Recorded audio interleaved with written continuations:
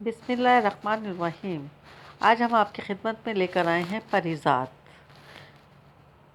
امید ہے آپ کو یہ ناول ہمارا پسند آئے گا اور امید کرتی ہوں کہ آپ ہمارے ساتھ اس کے آخر تک بنے رہیں گے۔ ناول پسند آئے تو اپنی رائے کا اظہار ضرور کیجیے گا۔ شکریہ۔ ایک سرائیکی کہاوت ہے کہ میرے محبوب ایسی ایک بار کی جدائی بہت تکلیف دہ ہوگی، تجھے مجھ سے بچھڑنا ہی ہے تو دھیرے دھیرے قصوں میں بچھڑ۔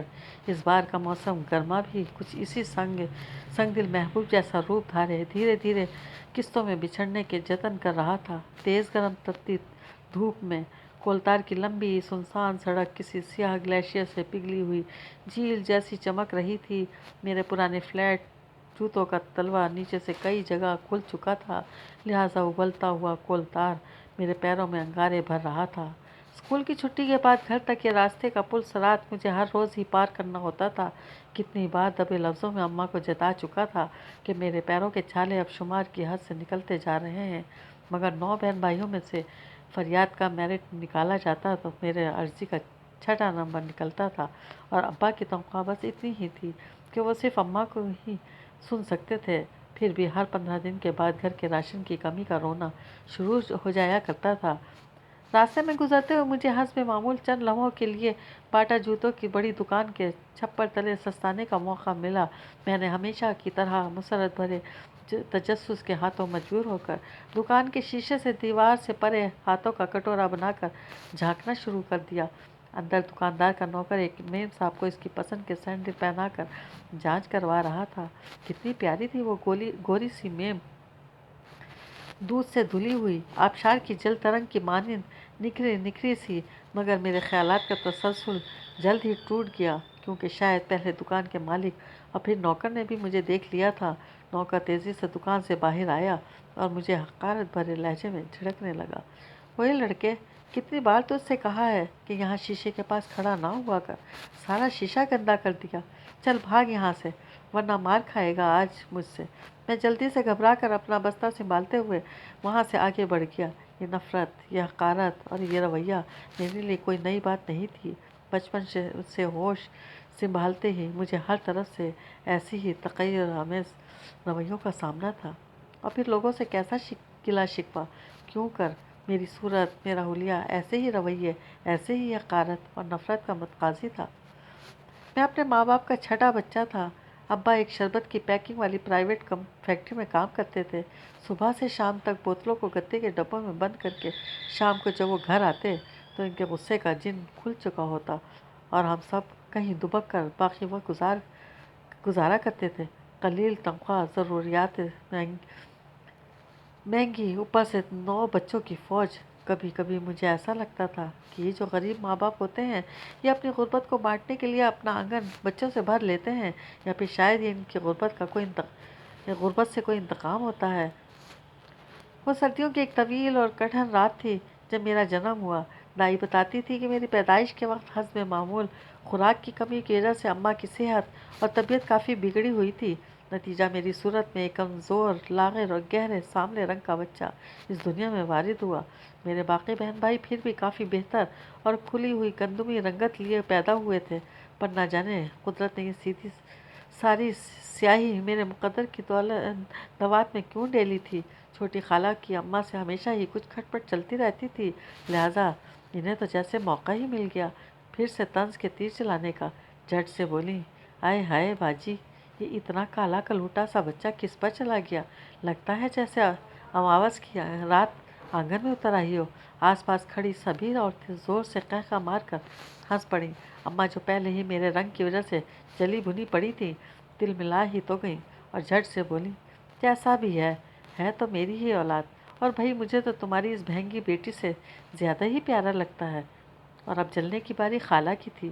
تڑپ کر بولی، ہاں ہاں، بڑا قوقاف کا شہزادہ جنا ہے تم نے۔ اماں بھلا کہاں پیچھے رہنے والی تھیں، پلٹ کر ترکی بہ ترکی حساب برابر کیا۔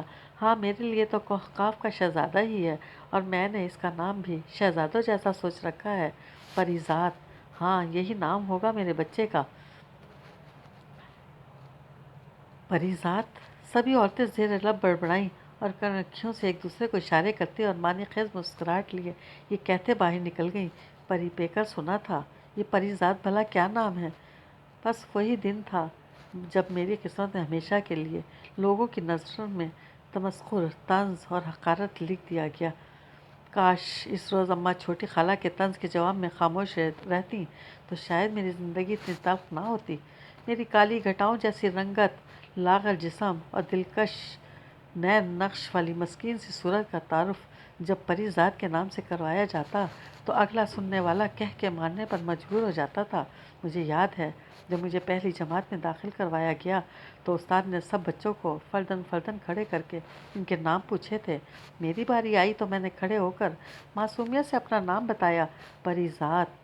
استاد چند لمحے حیرت سے میرے پرانے لباس اور حلیے کو دیکھتا رہا اور پھر مجھے دیکھ کر زور سے ہنس پڑا۔ واہ شہزادے، نام تو بڑا کمال رکھا ہے ماں باپ نے۔ استاد کی بات پر باقی بچے بھی زور زور سے ہنس پڑے۔ تب مجھے سمجھ میں نہیں آیا تھا کہ آخر میرے نام میں ایسی کیا خامی ہے جو سنتا ہے مذاق اڑاتا ہے، مگر پھر دھیرے دھیرے مجھے اس بات کا احساس ہوتا گیا کہ مسئلہ میرے نام کا نہیں، میری صورت کا ہے۔ دھیرے دھیرے اسکول میں میرا نام بذات خود ایک مذاق بنتا چلا گیا، اور پھر اسکول ہی کیا، گلی محلے اور بازاروں میں جہاں بھی میرے نام کی شہرت پہنچتی، پہلے تو لوگ اچنبھے کا شکار ہو جاتے اور پھر مجھ پر نظر پڑتے ہی ان کی یہ حیرت ایک طنزیہ مسکراہٹ میں تبدیل ہو جاتی۔ مگر میں اس وقت ایک ناسمجھ بچہ اور معصوم تھا۔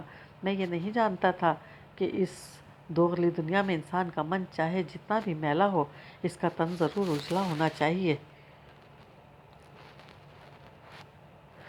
بندے کے دل میں چاہے کتنا ہی کھوٹ ہو، اس کے چہرے اور صورت میں کوئی کھوٹ نہیں ہونا چاہیے، کیونکہ یہ دنیا ظاہر پرستوں کا ڈیرا ہے۔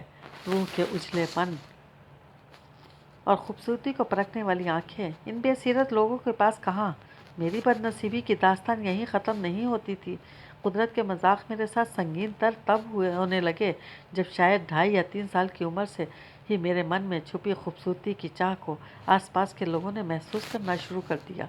اماں بتاتی تھی کہ بھری پوری محفل میں جب کوئی مجھے پکارتا تو میں درمیان میں بیٹھی درجن بھر خواتین کو چھوڑ کر صرف اسی کی گود میں جا بیٹھتا جو اس محفل میں سب سے اجلے چہرے والی ہوتی تھی۔ خوبصورتی کی یہ چاہ صرف خوبصورت چہروں تک ہی محدود نہیں تھی، مجھے قدرت کی بنائی ہر خوبصورت چیز سے پیار ہو جاتا تھا، پھر وہ چاہے پھول ہو، رنگ ہو، آسمان یا بادل، کوئی دھن ہو، بارش یا برف سے سجا کوئی نظارہ۔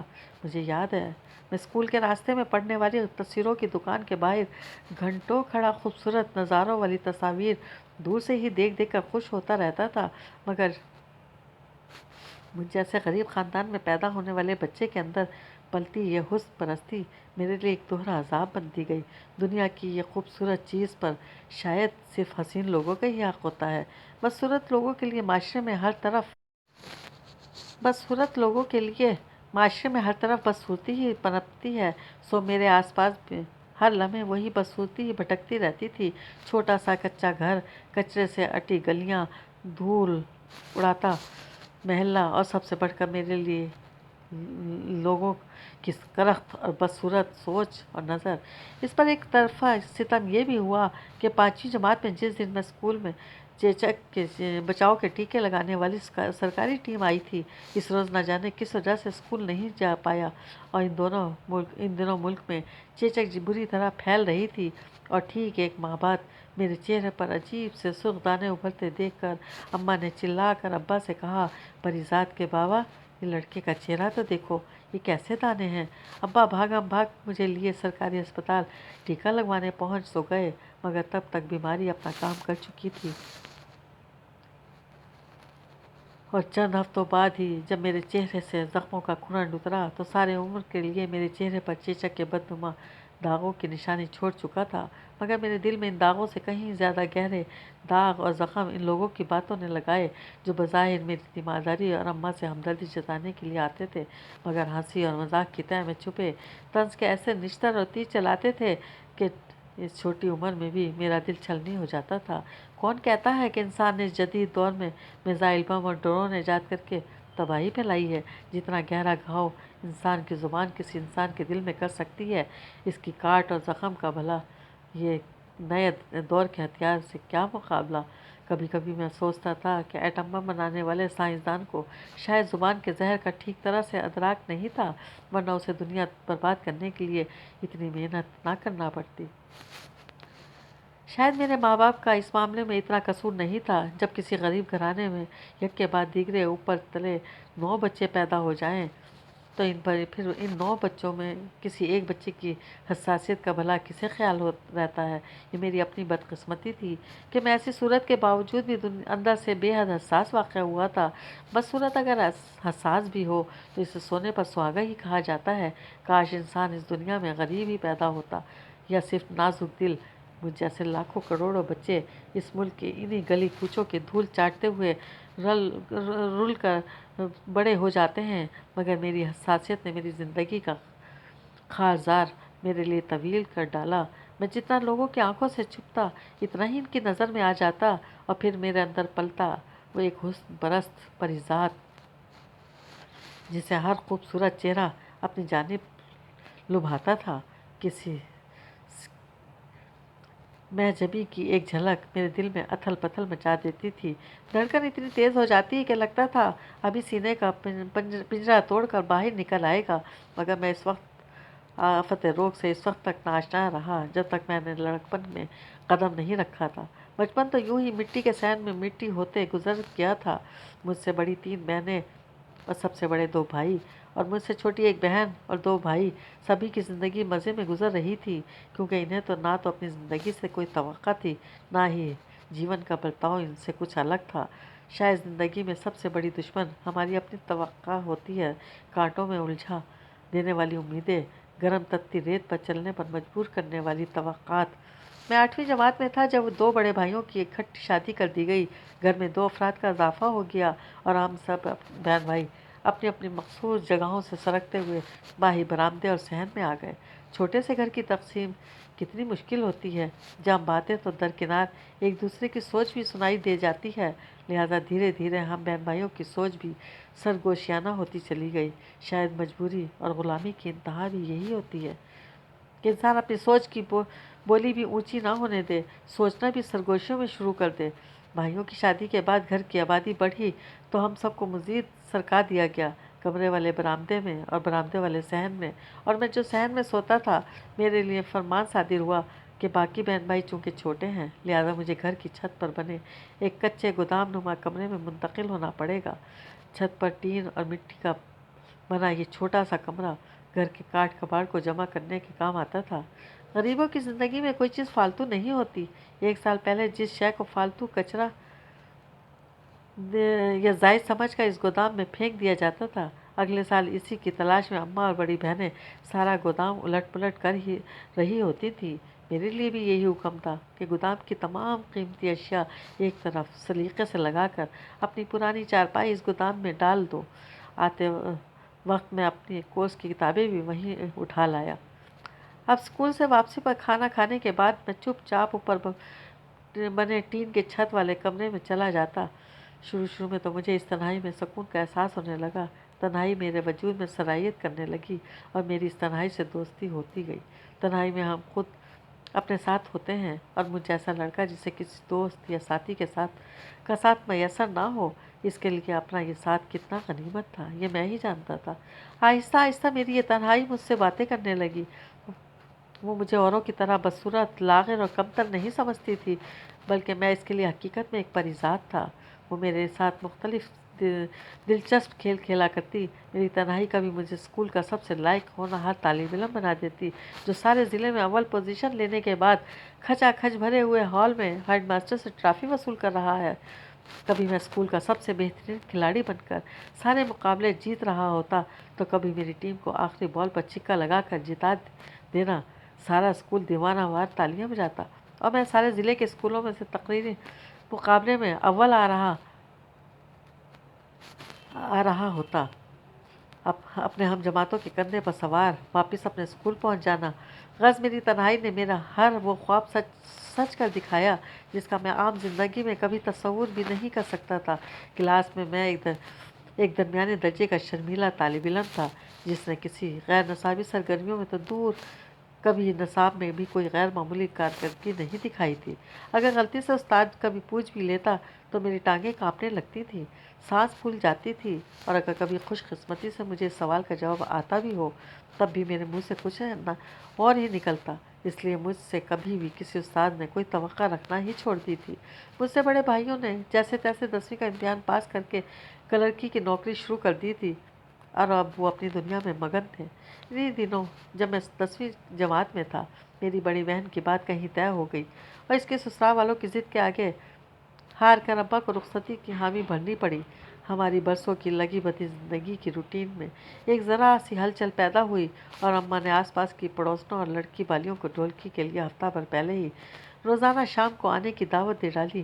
ایسے موقعوں پر میں زیادہ تر چھت پر اپنے دربہ نما کمرے میں ہی قید رہتا تھا، حالانکہ میرا دل بہت چاہتا تھا کہ میں صحن میں جھانک کر محلے کی لڑکیوں کو شور و غل اور ہنگامہ کرتے دیکھوں۔ ان کی ہنسی اور قہقہ کی آواز اوپر کمرے میں آتی تو میں کئی بار چھت کی منڈیر پر آ کر واپس لوٹ جایا کرتا۔ اگر کسی کام سے گھر سے باہر جانا ہوتا تو میں چپ چاپ صحن کی پچھلی جانب سے نیچے اتر کر گھر کا کام پورا کراتا۔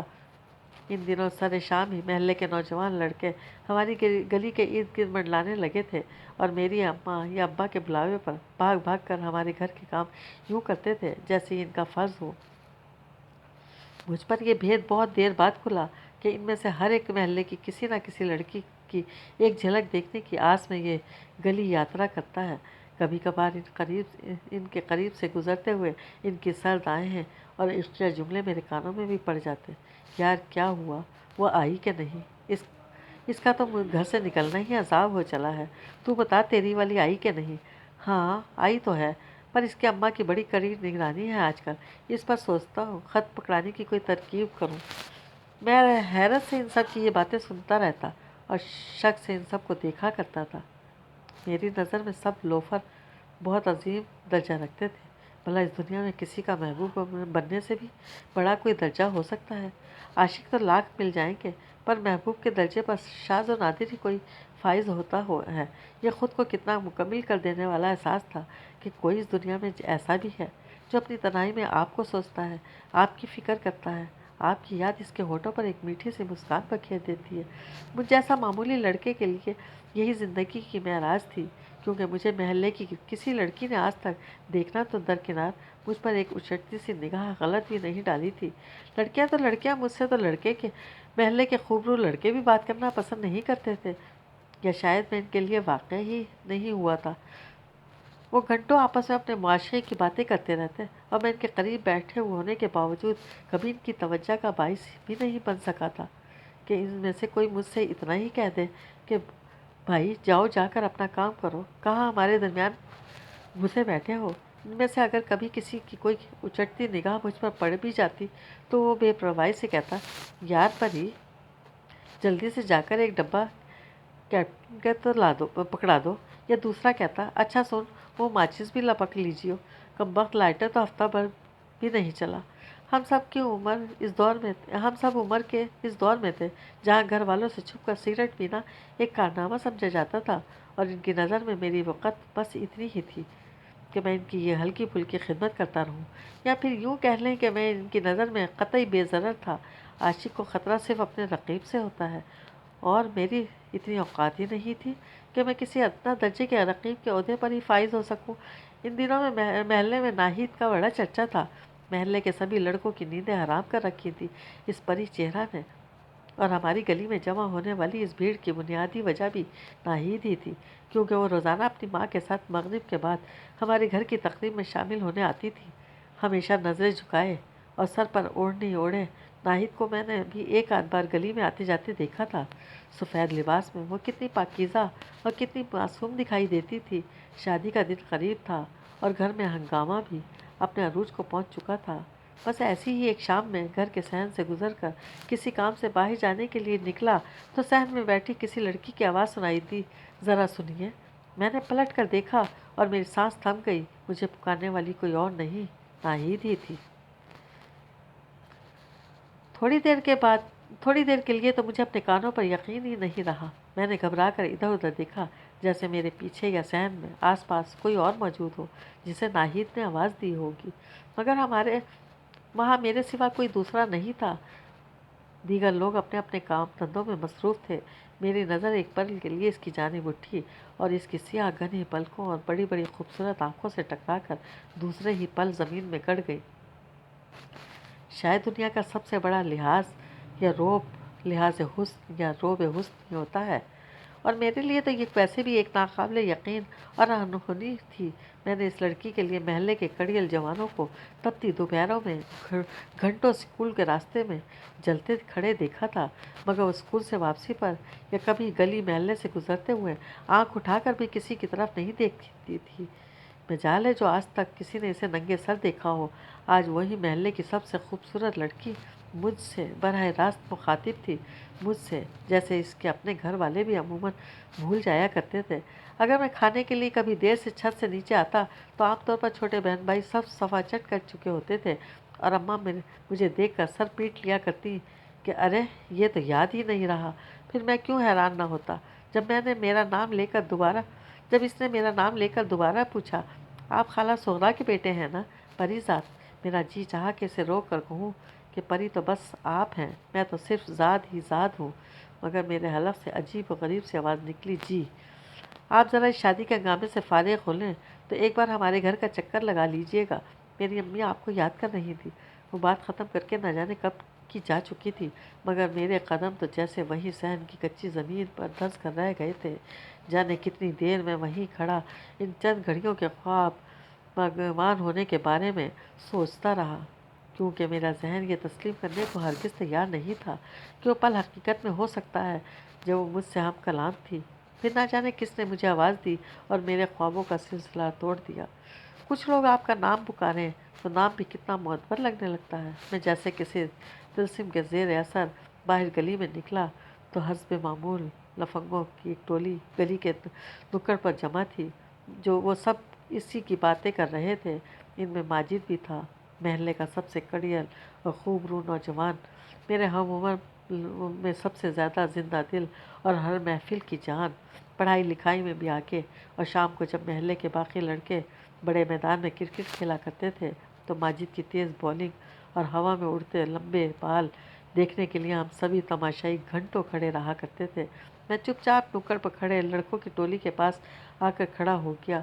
वो सब नाहिद ही का जिक्र कर रहे थे। इन सब ने खुद अपने तौर पर अपनी पसंद के हिसाब से महल्ले की लड़कियां अपने अपने नामों के साथ मंसूब कर रखी थी, और माजिद का नाम तो कुर्रा इसकी जाजिब नज़र शख्सियत और हर दिल अजीज़ी की वजह से नाहिद के नाम निकलता था। माजिद खुद बहुत अरसे से नाहिद के घर के चक्कर काट काट कर थक चुका था, मगर बकौल उसके वहाँ इसकी दाल गलती नज़र नहीं आती थी। इस वक्त भी वही जिक्र जाना जारी था। अकरम ने पूछा, यार बता तो सही, कुछ बात तो कर की होगी उसने तुझसे। माजिद ने एक लंबी सी सर आह भरी, कहाँ यार, इसने तो जैसे मुझ पर नज़र ना डालने की कसम खा रखी है, जाने कब अपनी भाग खुलेंगे। फिर अचानक माजिद की नज़र मुझ पर पड़ी। मैं मुंह खोले महवियत से इसकी बातें सुन रहा था। माजिद एकदम ही मुझसे सवाल कर डाला, अबे परीज़ाद, तूने कभी किसी से इश्क किया? सब लड़कों ने माजिद की बात सुनकर ज़ोरदार कहका लगाया। मैं शर्मिंदा होकर बोला, मैंने नहीं तो। माजिद संजीदा सी शक्ल बनाकर बोला, हर किसी को ज़िंदगी में एक बार इश्क ज़रूर होना चाहिए। इश्क आदमी को इंसान बना देता है। अकरम ने शरारत से माजिद की तरफ देखा और मानी खेज लहजे में बोला, सिर्फ एक बार? ज़रा फिर सोच ले माजिद। सब लड़के एक बार फिर ज़ोर से हंस पड़े। सारा महल्ला जानता था कि ना सिर्फ हमारे महल्ले बल्कि आसपास की जाने कितनी गलियों में माजिद के चक्कर चलते थे। एक बार तो मेरा जी चाहा मैं भी इन सब को आज ये बता दूँ कर हैरान कर दूँ कि जिस नाहिद की एक झलक पाने के लिए वो सब यहाँ घंटों से खड़े हैं, उसी नाहिद ने आज खुद मुझसे ना सिर्फ बात की है बल्कि अपने घर भी बुलाया है। मगर फिर मैं ये सोचकर खामोश हो गया कि भला कौन मेरे बात पर एतबार करेगा, उल्टा मज़ीद मजाक बनेगा मेरा। लिहाजा मैं चुपचाप वहाँ से आगे गुजर गया। मगर मेरी ज़िंदगी की वो पहली रात थी जो मुझसे गुजारे नहीं गुजरी। पहले तो मैं अपने कमरे के अंदर चारपाई पर करवटें बदलता रहा, और फिर तंग आकर मैंने अपनी छलंगा सी चारपाई को कमरे से बाहर खींचकर खुले आसमान तले तारों की छत के नीचे डाल दिया और फिर सारी रात तारों से पूछता रहा कि आखिर ऐसी क्या बात हो सकती है जिसके लिए इस सितारा जबी ने मुझे अपने घर आने का कहा है। कहते हैं दुनिया में ये जादूगर और बाजीगर हमें खुला धोखा देते हैं, हमारी नज़रबंदी करके जाने कैसे कैसे खेल तमाशे दिखा जाते हैं, आंखों में धूल झोंकते हैं। मगर इस रात मुझे एहसास हुआ कि सबसे बड़ा जादूगर और माहिर तरीन बाजीगर तो खुद हमारे सीने के अंदर धड़कता ये दिल होता है। जादूगरों और बाजीगरों की नज़रबंदी का इलाज तो फिर शायद मुमकिन हो, मगर इस कमबख्त दिल की नज़रबंदी का कोई इलाज नहीं होता। मेरे दिल ने भी इस रात मेरी अक्ल पर पर्दे डालकर मेरी नज़रबंदी कर दी थी। अपने सियाह चेचक चेहरे को भुलाकर मैं किसी शहजादे की तरह सारी रात अपने सपनों में नाहिद का हाथ थामे अनजान वादियों में भटकता रहा। कभी कभी हमारे ख्वाब कितने खूबसूरत होते हैं, शायद इसीलिए इन्हें ख्वाब कहा जाता है। इस रात के बाद नींद तो जैसे मुझसे रूठ सी गई।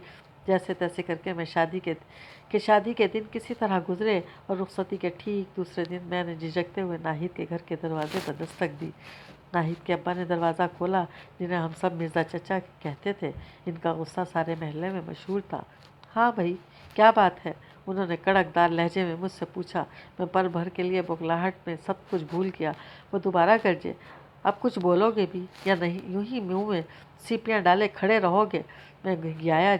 जी, वो मुझे बुलाया था खाला ने। उन्होंने हैरत से मुझे एक बार फिर सर से पैर तक गौर से देखा। अंदर आ जाओ। मैं इस वक्त को कोस रहा था जब मैंने यहाँ आने का फैसला किया था। बहरहाल वापसी का कोई रास्ता नहीं था। कुछ देर में नाहिद की अम्मी आ गई और उगता ये खुला कि नाहिद के 9वीं जमात के पेपर होने वाले थे और सालाना इम्तिहान में उसे उर्दू के मजमून में रहनुमाई चाहिए थी। जाने इसकी अम्मी को किसने ये कह दिया था कि मेरी उर्दू बहुत अच्छी है। मुझे खुद भी यकीन नहीं आ रहा था, क्योंकि मुझे पूरी ज़िंदगी में आज तक इतनी आमद कभी नहीं मिली थी। तय ये पाया कि मैं शाम को 4 से 5 बजे तक 1 घंटा नाहिद को उर्दू की तैयारी करवाया करूँगा। मिर्ज़ा साहब ट्यूशन की फ़ीस भी मुकर्रर करना चाहते थे, मगर मैंने इन्हें टाल दिया। नाहिद के घर से निकलने के बाद बहुत देर तक तो मुझे कुछ समझ में नहीं आया कि इस खूबसूरत हादसे पर मेरा रद्द अमल क्या होना चाहिए। रात तक मैं एक सदमे किसी कैफियत में रहा। सदमे का ताल्लुक हमेशा गम से ही नहीं होता, कभी कभी अचानक मिल जाने वाली बेपनाह खुशी भी हमारी अमूमी रवैये से मुतासिम हो जाती है। शायद सारी बात ज़र्फ़ की है। खुशी हो या गम, हमारे ज़र्फ़ के पैमाने से बढ़ जाए तो हम अपनी ज़ाहिरी शख्सियत का रख रखाव खो बैठते हैं। मेरे साथ भी कुछ ऐसा ही मामला हुआ। अगले 4 मरतबा अम्मा और बड़े भाइयों से मुख्तलिफ बातों पर डांट पड़ गई।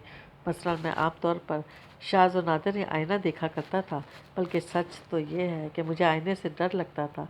मगर इस रोज़ जब लगातार तीसरी मरतबा बरामदे में लगे आईने के सामने से गुजरते हुए मैंने शीशे में झांका तो बरामदे में कुछ काम करते बड़े भाई ने मुझे घूरा। खैर तो है, ये कंघी पट्टी आज किस खुशी में की जा रही है? मैं सटपटा गया। तुम्हारे 10वीं के इम्तहानात सर पर हैं, अपनी पढ़ाई की तरफ ध्यान दो। आईने को देखने के लिए सारी ज़िंदगी पड़ी है। मैं जल्दी से सर हिलाकर वहाँ से टल गया। इस रोज़ घड़ी के हिंसों की मुझसे जैसे कोई जंग सी जारी थी।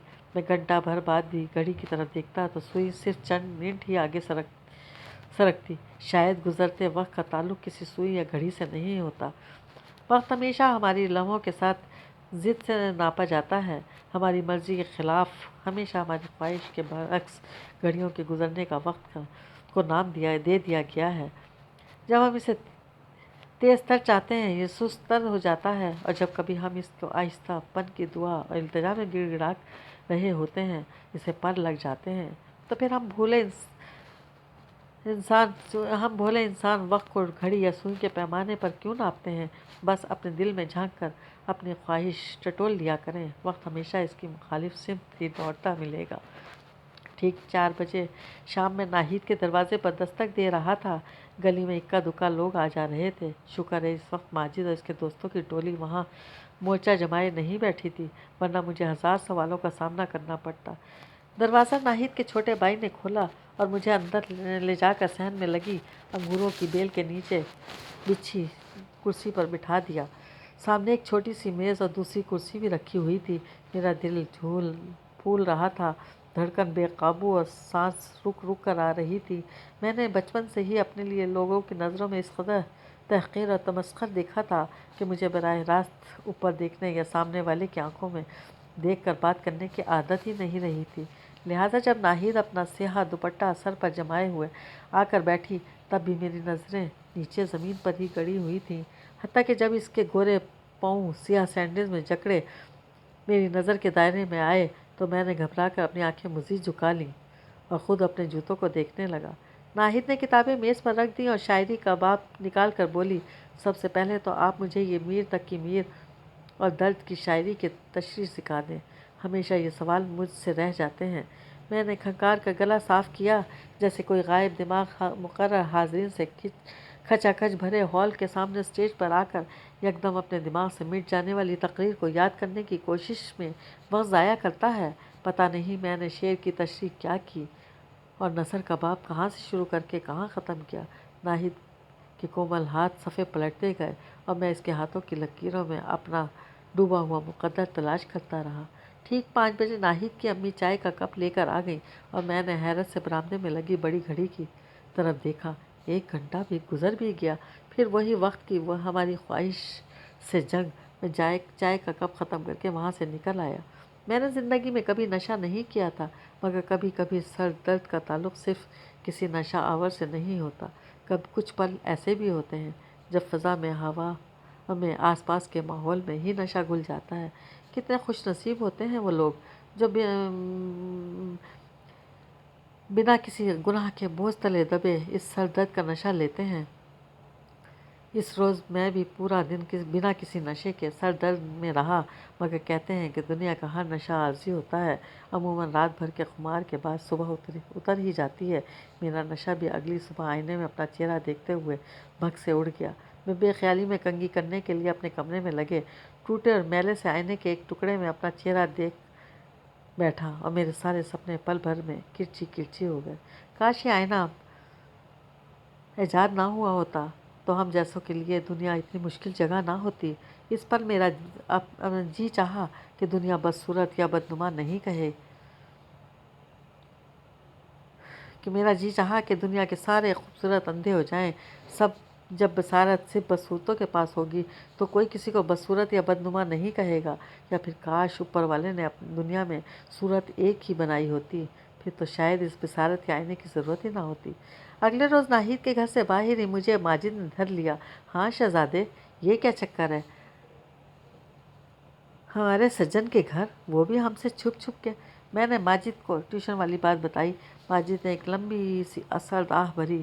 ہاں میاں، یہی تو فائدے ہوتے ہیں لکھ پڑھ جانے کے۔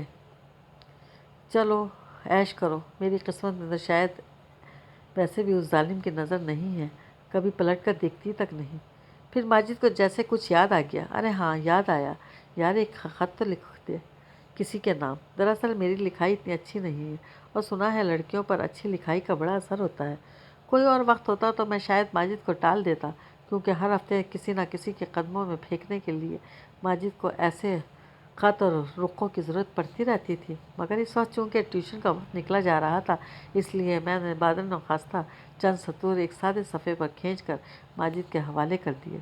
وصول کرنے والی کا نام اس نے نہیں لکھوایا اور اپنے نام کی جگہ بھی اس نے خالی رہنے دی تاکہ وہ اپنے متاثر کو دستخط کر سکے۔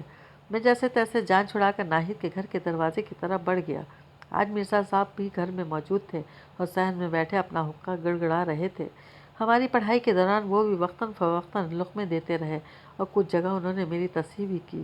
اب انہیں کون بتاتا کہ تصحیح ہوش مندوں کے لیے ہوتی ہے، مدہوش بھلا یہ درست اور غلط کی تکرار کیا جانے۔ ناہید کی باتوں سے اس دن میں نے اندازہ کیا کہ اسے شعر و شاعری سے کافی لگاؤ ہے اور اسے بہت سارے شعر بھی زبانی یاد ہیں، مگر میرے ساتھ ایک بہت عجیب سا مسئلہ تھا۔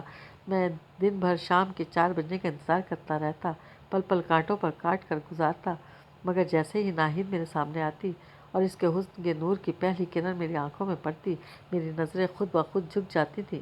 مجھے ناہید کے گھر ٹیوشن پڑھانے کے لیے جاتے ہوئے 7-8 روز ہو چکے تھے اور ان 7-8 دنوں میں نے شاید 7 پل کے لیے بھی اس کے چہرے کو براہ راست نظر بھر کر نہیں دیکھا تھا۔ اس کا ہاتھ، اس کے کنگن، چوڑیوں کی کھنکھناہٹ اور اس کی آواز کا زیر و بم اس کے بالوں کی وہ ایک لمبی سی شریر لٹ جو بار بار چہرے سے نیچے ڈھلک کر اسے تنگ کرتی رہتی تھی، اس کی مخروطی انگلیاں اور اس کا وہ قلم پکڑنے کا ایک خاص انداز، بس یہی کچھ ان پلوں کا سرمایہ تھا۔ ہاں البتہ ایک فائدہ مجھے یہ ضرور ہوا تھا کہ ناہید کو اردو پڑھانے کے چکر میں خود بھی اردو کے رٹے لگا لیتا اور اپنی اردو کے استادوں سے اس روز کی ٹیوشن کے باب خوب اچھی طرح سمجھ کر آتا تاکہ مجھ سے کوئی غلطی نہ ہو جائے۔ اس مشق سے میری اپنی 10ویں اور اردو کی تیاری بہت اچھی ہو گئی۔ میرے میٹرک امتحانات قریب آ رہے تھے۔ اسکول کی طرف سے 10ویں جماعت کو شہر کے مقامی سینما میں اردو فلم دکھانے کے لیے لے جایا گیا۔ ہیرو پیانو پر بیٹھا ایک محفل میں ہیروئن کو اپنے دل کے حال سنا رہا تھا۔ سفید کوٹ میں ملبوس وہ ہیرو پیانو بجاتے ہوئے مجھے بہت اچھا لگا اور جانے کیوں اسی لمحے میرے اندر بھی پیانو سیکھنے اور بجانے کی خواہش ایک شدید کسک کی صورت میں جاگ اٹھی۔ اس رات میں نے خود کو اپنے خوابوں میں وہی سفید سوٹ پہنے پیانو بجاتے دیکھا اور ناہید اسی فلم کی ہیروئن کی طرح پیانو کے پہلو سے جڑی میرے قریب کھڑی محویت سے میرے دھن سن رہی تھی۔ عجیب بات یہ تھی کہ خواب میں میرا چہرہ اور وجود کسی بھی قسم کے داغ دھبوں اور سیاہی سے بالکل پاک صاف اور سنہرا تھا۔ صبح جب اچانک کسی کھٹکے سے میری آنکھ کھلی تو بہت دیر تک میں صدمے کے مارے آنکھیں میچے رکھی کہ کچھ خواب کتنے پر اثر انگیز اور روح تک میں سرایت کر جانے والے ہوتے ہیں کہ بہت دنوں تک ہمیں اداس اور بے چین کرتے رہتے ہیں اور تب ہماری جی چاہتا ہے کہ کاش ہماری موجودہ زندگی ایک خواب ہوتی اور وہ خواب ہماری زندگی سے بدل جاتے، مگر کچھ لوگوں کے خواب سدا خواب ہی رہتے ہیں۔ میں بھی انہی میں سے ایک تھا۔ ناہید کو ٹیوشن پڑھاتے ہوئے مہینہ بھر ہونے کو آیا تھا۔ میرے نہ چاہتے ہوئے اس کا کورس تقریباً ختم ہونے کو تھا، بلکہ مرزا صاحب نے تو اب ہفتے میں صرف 3 دن ٹیوشن اور 3 دن خود ناہید کو اپنی دہرائی کے لیے مقرر کر دیے تھے۔ میری بے چینی بڑھتی جا رہی تھی کیونکہ میں جانتا تھا کہ چند دن بعد یہ 3 دن کی ملاقات بھی ہمیشہ کے لیے ختم ہو جائے گی۔ اس تمام عرصے میں ناہید نے مجھ سے کبھی کورس کی کتابیں اور ٹیوشن کے ہوم ورک کے علاوہ کوئی بات نہیں کی تھی، مگر پھر بھی نہ جانے کیوں مجھے ایسا لگتا تھا کہ ہم دونوں 1 گھنٹے میں زمانے بھر کی باتیں کرتے ہیں۔ شاید حسن کی اپنی کوئی گفتگو، کوئی بولی ہوتی ہے جسے عام لفظوں میں یا زبان کی ضرورت نہیں ہوتی، یا شاید خوبصورتی کا احساس ہی اپنے اندر سارے جذبوں کی گفتگو سموئے رکھتا ہے۔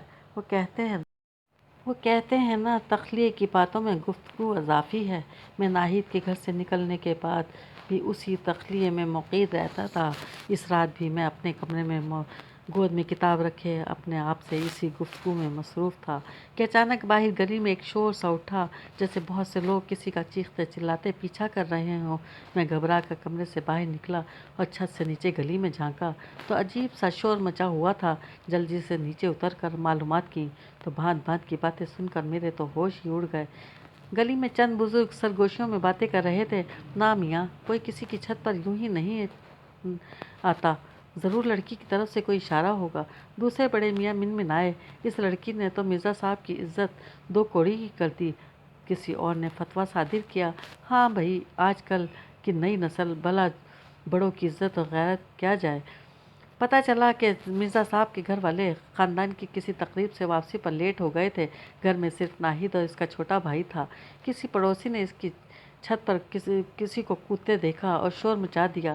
سایہ شناخت ہوئے بنا فرار ہونے میں کامیاب ہو چکا تھا، مگر اپنے پیچھے افواہوں اور بدنامیوں کا ایک سیلاب چھوڑ گیا، کیونکہ اسی لمحے ناہید کو بھی چھت سے صحن میں اترتی سیڑھیوں سے نیچے آتا دیکھا گیا تھا۔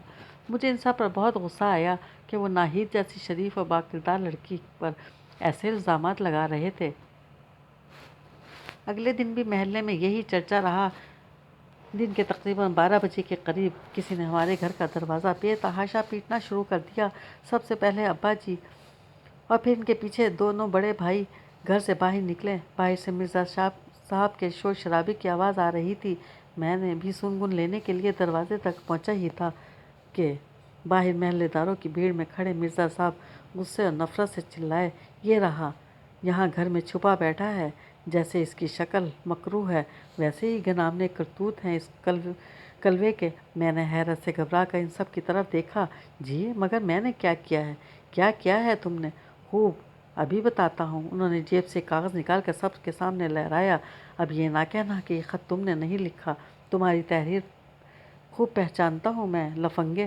میں نے پہلی نظر میں ہی ماجد کے لیے لکھا اپنا خط پہچان لیا اور میری زبان سے حیرت سے بے ساختہ نکلا، ہاں مگر یہ خط میں نے۔ مگر میری بات ادھوری ہی رہ گئی اور مرزا صاحب کا ہاتھ تیزی سے گھوما اور میرے گال پر ایک سناٹے دار چانٹا پڑ گیا۔ سناٹے میں اس زوردار تھپڑ کی آواز ایسی گونجی جیسے کسی بم کا دھماکہ ہو، مگر آواز کے اس دھماکے سے کہیں زیادہ گونج میرے اندر بہت کچھ ٹوٹ جانے کی تھی۔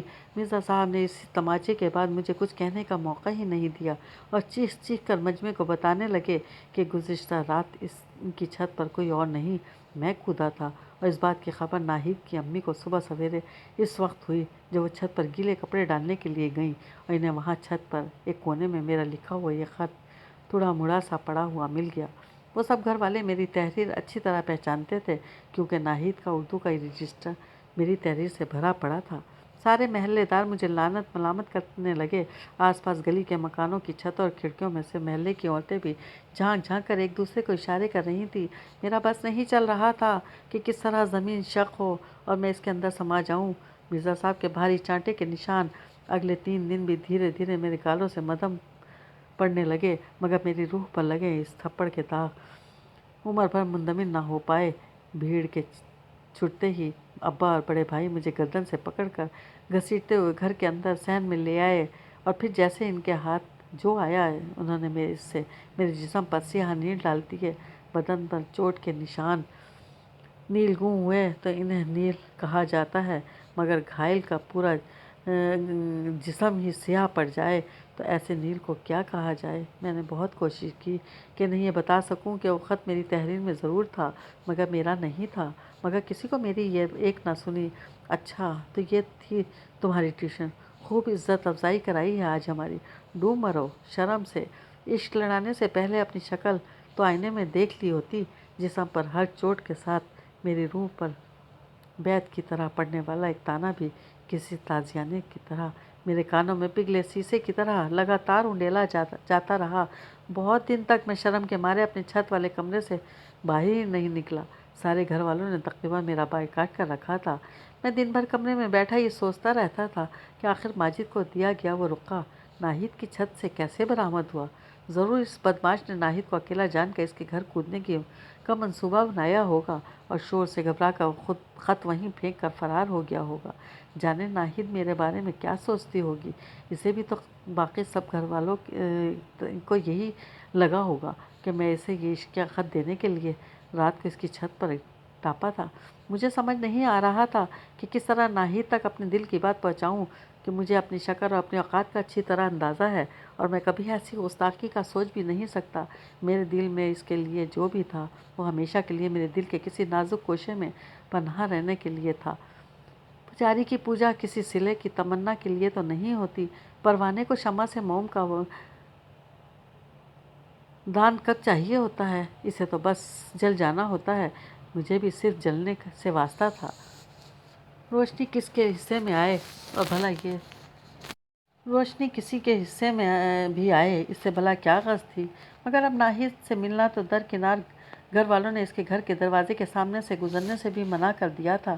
10ویں کے امتحانات میں نے بوجھل دل اور الجھے ہوئے دماغ کے ساتھ دیے اور میں مشکل 2nd ڈویژن میں پاس ہوا۔ بڑی مشکل سے ابا سے کالج میں داخلے کی اجازت ملی، وہ بھی اس شرط پر کہ اپنی کتابوں اور کالج کی فیس کا خرچہ میں خود برداشت کروں گا۔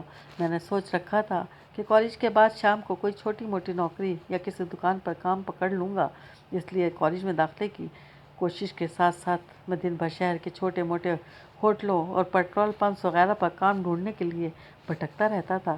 ایسے ہی ایک دن میں شہر کی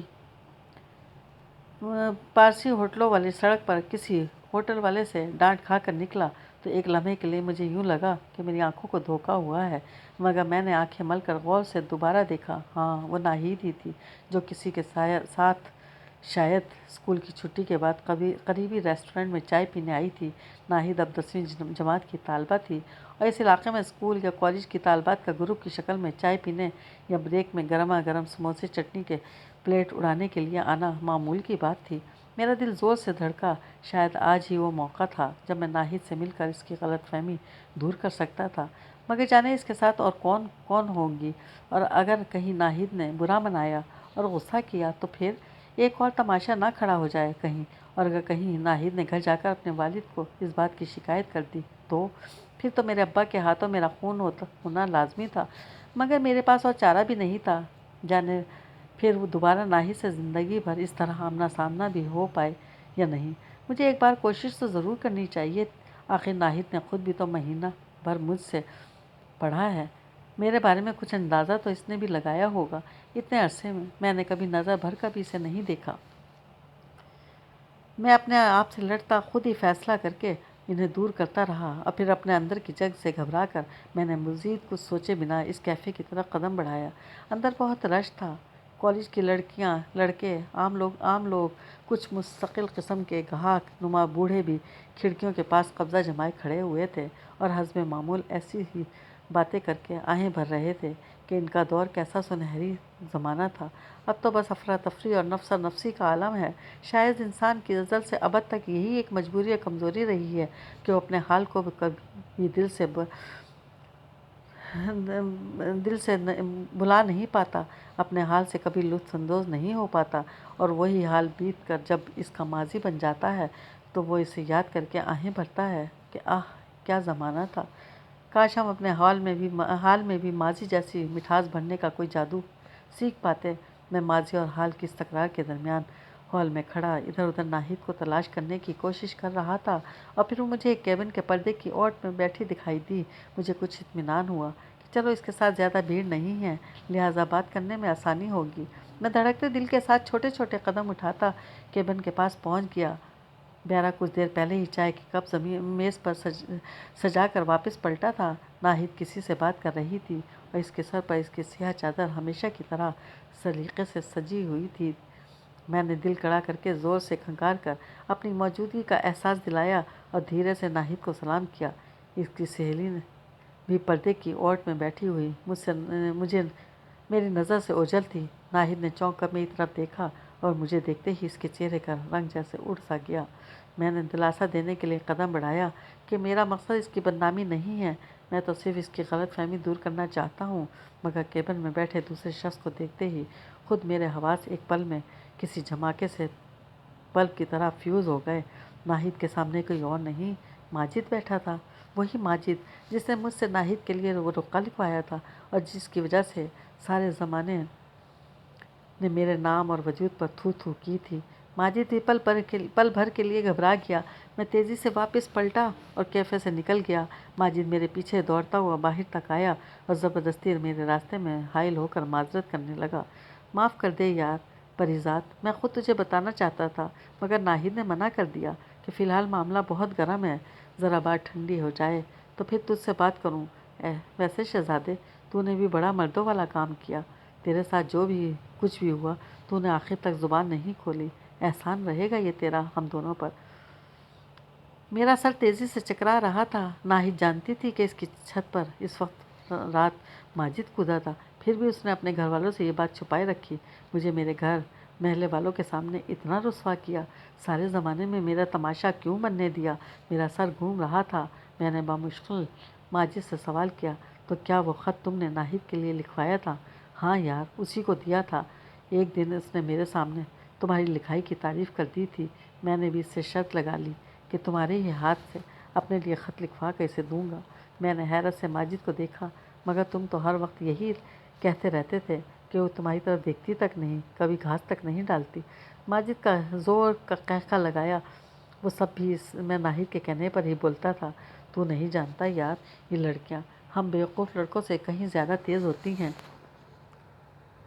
بڑا دماغ چلتا ہے ان کا ایسے معاملات میں۔ دراصل وہ کسی بھی طرح کی بدنامی مول نہیں لینا چاہتی تھی، میری طرف سے کسی کو شک میں مبتلا کر کے آج بھی بڑی مشکل سے اسے چائے کے ایک کپ کے لیے راضی کیا تھا، پر تو نے آ کر سارا معاملہ بگاڑ دیا۔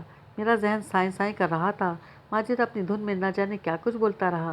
اتنے میں کیفے کا ایک بیارا باہر آیا اور ماجد سے بولا، آپ کو اندر بلا رہی ہیں، کہتی ہیں مہمان کو بھی ساتھ لے آئیں، ضروری بات کرنی ہے۔ میں نے لاکھ دامن چھڑانے کی کوشش کی مگر ماجد مجھے تقریباً کھینچتا ہوا اندر کیفے میں لے گیا۔ ناہید سر جھکائے بیٹھی تھی، مجھے اندر آتے دیکھ کر دھیرے سے بولی، امید ہے آپ نے ہم دونوں کو معاف کر دیا ہوگا۔ ہم دونوں کی وجہ سے جو تکلیف پہنچی ہم اس کے لیے معذرت خواہ ہیں۔ میں خود آپ سے مل کر آپ کو ساری بات بتانا چاہتی تھی مگر حالات ایسے بگڑے کہ میں کچھ نہ کر سکی۔ میں چپ چاپ بیٹھا اس کی بات سنتا رہا، اس سے یہ بھی نہ کہہ سکا کہ کم از کم مجھے تو سچ بتا دیتی۔ ناہید نے اپنی بات جاری رکھی، دراصل میں نہیں جانتی تھی کہ جب تک ماجد کے گھر سے میرے لیے باقاعدہ رشتہ نہ آ جائے تب تک کسی کو بھی ہمارے بارے میں ذرا سا بھی شک ہو۔ آپ تو ابا جی کے غصے سے واقف ہیں نا، اس رات بھی ماجد کی ایک ذرا سی غلطی سے وہ سارا ہنگامہ کھڑا ہو گیا اور ہمیں پتہ ہی نہیں چلا کہ آپ کا لکھا ہوا رقعہ کب اور کیسے وہیں گھبراہٹ میں گر گیا۔ ناہید کچھ دیر کے لیے خاموش ہوئی۔ کچھ لوگ جب بولتے بولتے خاموش رہ جائیں تو ان کی خاموشی بولنے لگتی ہے، مگر مجھے آج اس کی خاموشی بہت گراں گزر رہی تھی۔ دراصل میں بہت ڈر گئی تھی، اس لیے جب ابا نے آپ کی تحریر دیکھ کر آپ پر شک کیا تو میں چپ رہی، کیونکہ میں اگر ماجد یا کسی اور کا نام لیتی تو انہیں مجھ پر بھی شک ہو سکتا تھا۔ میں بھی ان کے ساتھ شامل ہوں، صرف ایک آپ ہی ایسے تھے جن کے نام کے ساتھ میرا نام نہیں جوڑا جا سکتا۔ مطلب کسی کو بھی مجھ پر شک نہیں ہو سکتا تھا کہ میں بھی آپ کو پسند کر سکتی ہوں۔ میں نے نظریں اٹھا کے اسے دیکھا اور وہ بولتے بولتے چپ ہو گئی۔ میرے اندر ایک بیک وقت کئی شیشے چکنا چور ہو گئے اور میں ننگے پاؤں ان کھڑکیوں پر چلتا ہوا وہاں سے اٹھ آیا۔ پتہ نہیں میں نے اس روز گھر تک راستہ کیسے طے کیا۔ میرے آس پاس تیز ٹریفک کا شور، گاڑیوں کے ہارن اور لوگوں کے گھسے آوازوں کی بھرمار تھی، مگر میں جیسے ساری دنیا سے لا تعلق اور بیگانہ راستوں پر چلتا۔ شاید ہمارے گھر کچھ راستوں پر چل کر اتنے آسان راستہ آشنا ہو چکے ہوتے ہیں کہ دل اور دماغ بند ہونے کی صورت میں بھی وہ ہر موڑ پہ چاند لیتے ہیں، ورنہ میری جو حالت اس وقت تھی مجھے ضرور کسی ویرانے میں بھٹک جانا چاہیے تھا۔ ٹھیک ہی تو کہہ رہی تھی وہ، کوئی اندھا ہی ہوگا جو ناہید پر مجھ سے کوئی بھی تعلق جوڑنے کا شک کرے گا۔ کہاں وہ اور کہاں میں۔ اس نے کتنی آسانی سے یہ بات کہہ دی۔ بعض حقائق ہم پر پہلے ہی دن سے ہی زیادہ روشن کی طرح عیاں ہوتے ہیں، مگر پھر بھی کسی کی زبان سے ان کی تشریح ہمیں کس قدر سوگوار کر دیتی ہے۔ ہم کمزور انسان اپنے اندر اتنی خود فریبیاں کیوں پالے رکھتے ہیں؟ شاید اس لیے اپنی پیدائش سے لے کر اپنی موت تک انسان جانے کتنی بار ٹوٹتا ہے۔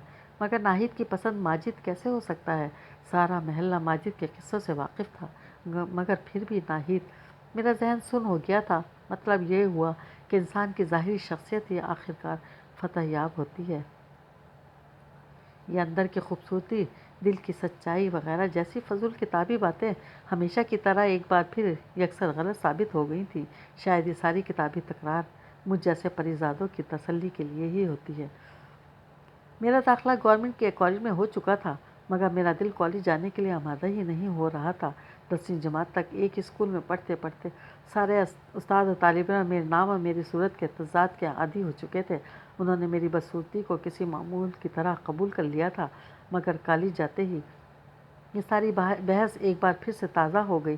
بہت دنوں تک کلاس میں، کینٹین میں اور کالج کی راہداریوں میں مجھے پھر سے اسی تجربے سے گزرنا پڑا۔